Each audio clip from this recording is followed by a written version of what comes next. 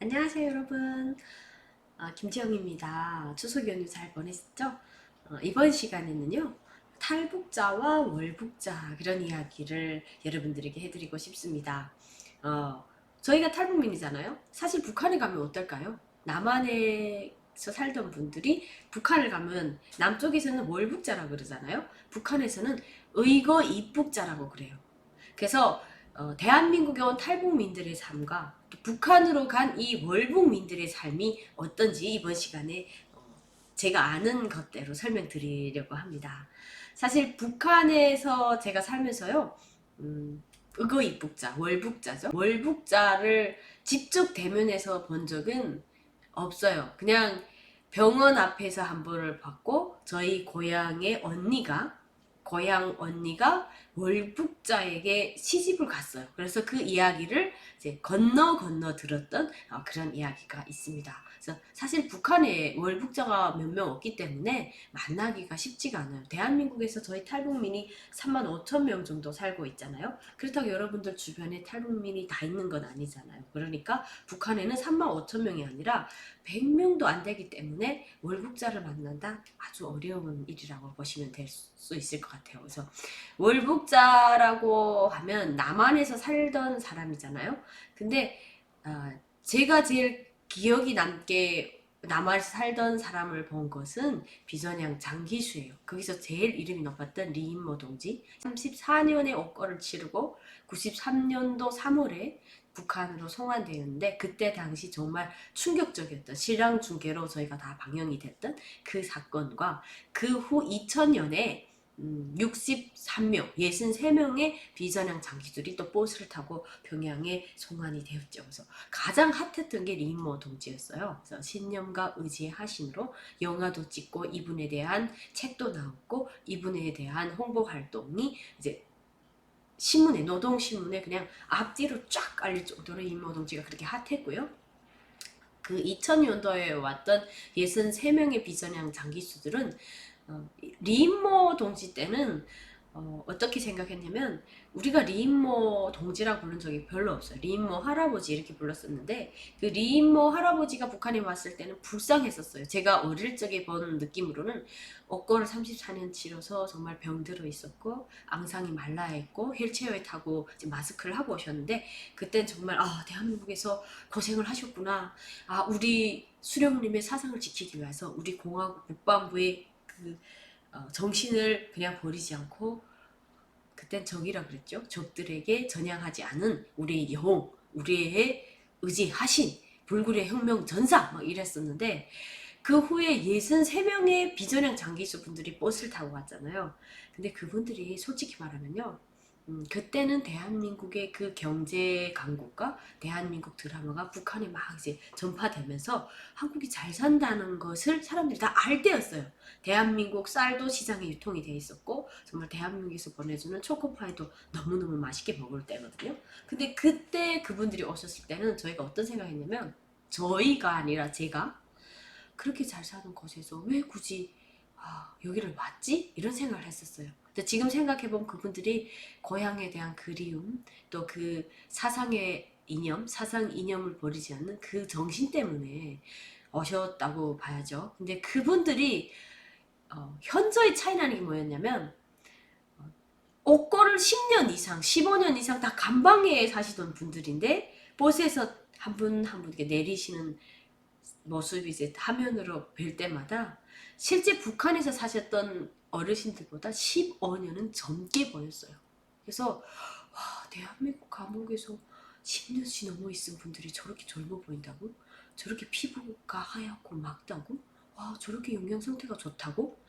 북한 주민들 다 그렇게 생각을 했어요. 그래서 이분들이 와서 매일 텔레비에 이분들이 나오고 이분들에 대한 이야기, 이분들이 결혼을 하면 또 나오고 젊은 여자들이 이제 결혼을 했거든요. 그래서 한 20년 아래, 25년, 뭐 15년 이런 아래 여성들이 이제 시집을 갔는데 그 속에서 또 출산하는 여성들도 있었어요. 그래서 그 이름을 또 직접 김정일이가 이제 이름도 띄워주고 축복이라고 이름을 지어줬던 것 같아요. 그래서 그런 이야기도 들었는데 지금은 그분들이 이제 다 돌아가시고 생존자는 20명 정도 계시는데요.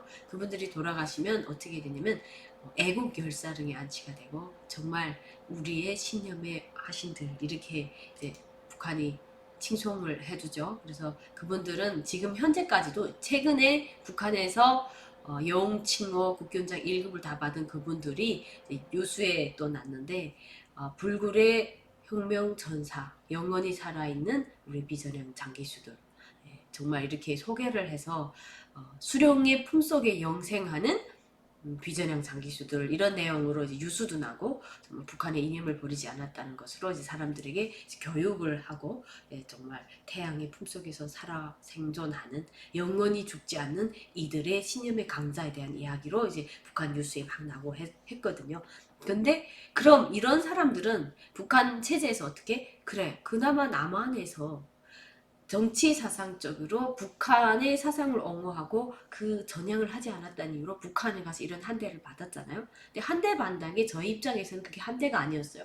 왜냐면 그분들이 와서 한 10년 지나서 보니까요. 북한 어르신들만큼 나이가 들어 보였고 몸이 다 이제 살이 다 빠져 있었고 얼굴 피부가 이제 까맣게 돼 있었고 그리고 그분들이 사는 아파트요 감시를 하거든요 북한에서. 근데 그렇게 북한에서 막 내세워준 사람들인데 감시를 왜 해요? 왜 할까요? 그나마 그분들의 이야기, 그다음 그분들의 하나하나의 그 감옥 이야기, 북한의 감옥이 있는데 대한민국 감옥에서 이 사람들 어떻게 지냈을까? 이런 게 북한 주민들에게는 너무 궁금한 거예요. 그래서 그분들에게 쓴 책을 다 읽다가 저는 어릴 때 그 한 분이 쓴 책을 읽었는데요. 그분이 금거북이라고 이제 제목이었는데 그분이 그 책에서 뭐라고 했냐면 옥살이 옥바라지 하는 저희 어머니로 말하려면 삭발레, 삭바느질, 막 온갖 저들의 일을 다 하시고 고생하신 저희 어머니. 근데 어머니 면식과 어머니의 그 책이 들어오면 이제 외부 소식을 듣고 북한의 이야기도 듣고 또 남한의 소식도 듣고 책이 들어오고 뭐 면식이 들어오고 돈이 들어오고 이런 이야기가 적혀 있어서 대한민국 감옥은 이게 대한민국에서 사상범이면 북한으로 치면 정치범 관리소잖아요.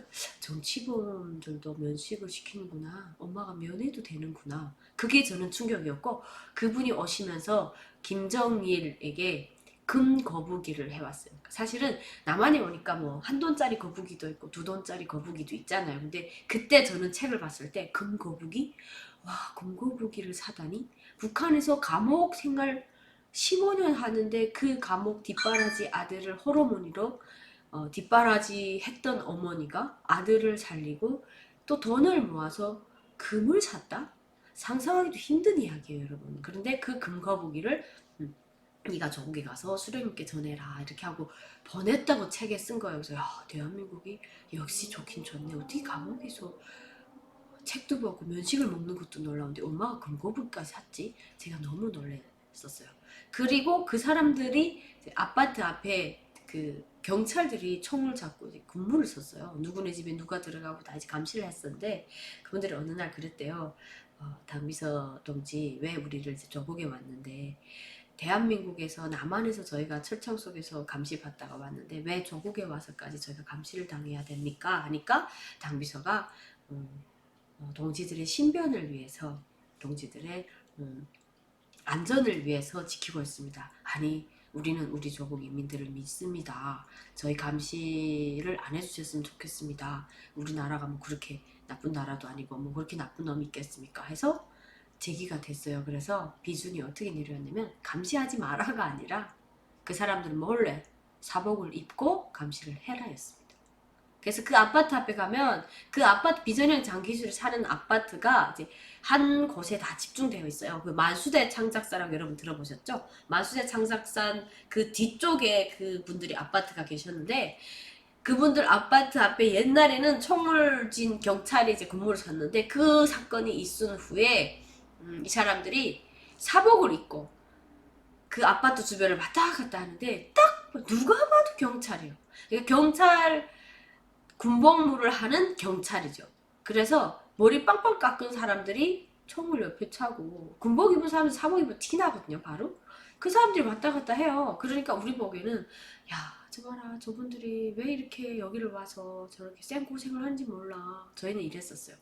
그리고 제가 가장 충격이었던 게 월북자 이야기잖아요. 근데 그 월북자를 제가 한번 봤었어요. 평양 사는 앞에서.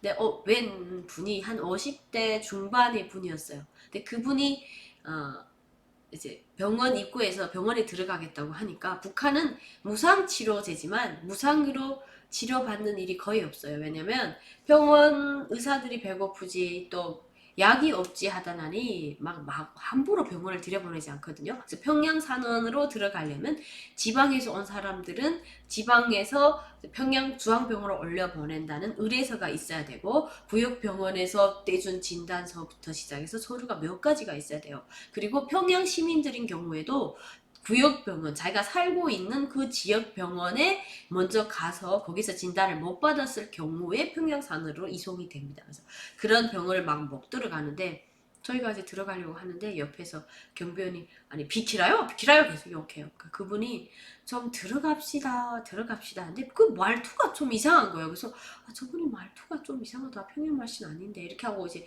쑥쑥 보기 시작했는데 마지막에 그분이 한 10번을 사정하다가 너무 안 들여보내니까 저 의거자예요 이렇게 말하더라고요. 그러니까 그 경비 할아버지가 아니 이 사람이가 탈리 먹은 사람이구만 아까부터 말하지 왜 이제 말했어 빨리 들어라 이러는 거예요. 그래서 제가 그분이 그때 정말 처량해 보였어요. 왜냐면 그렇게 좋은 대한민국에서 저분은 왜 이게 여기를 와서 저렇게 수모를 받지?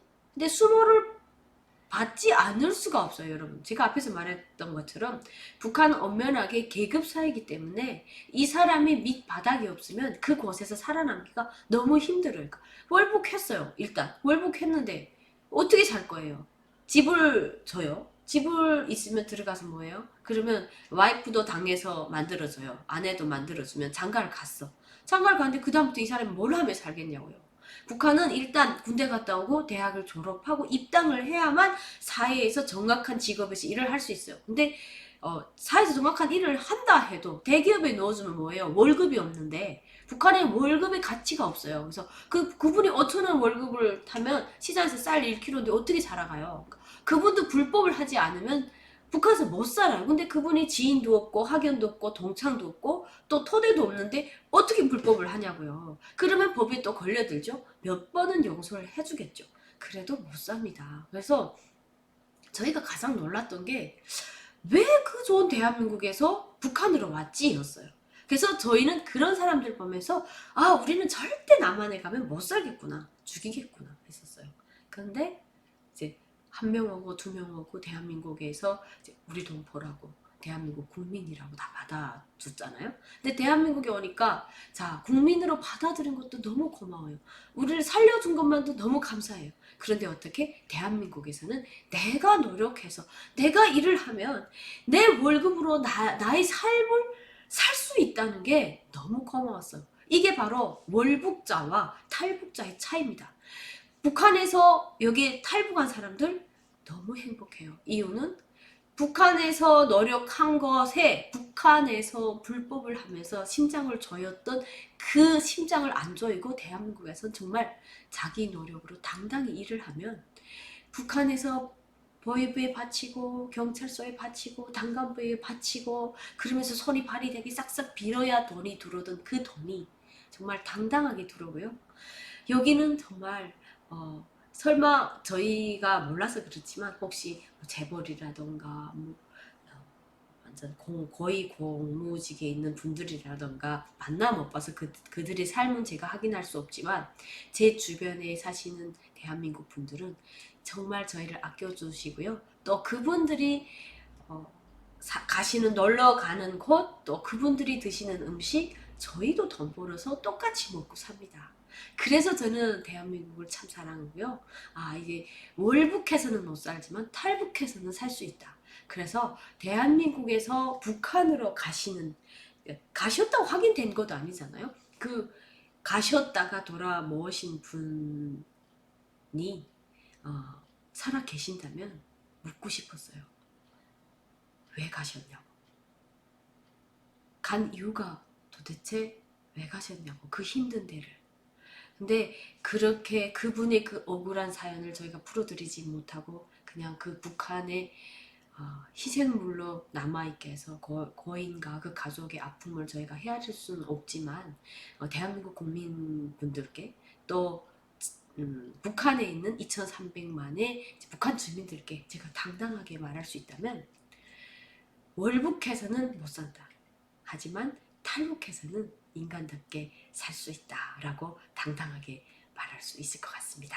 여러분, 그래서 이번 시간에요, 정말 월북자와 탈북자에 대한 이야기를 했는데요.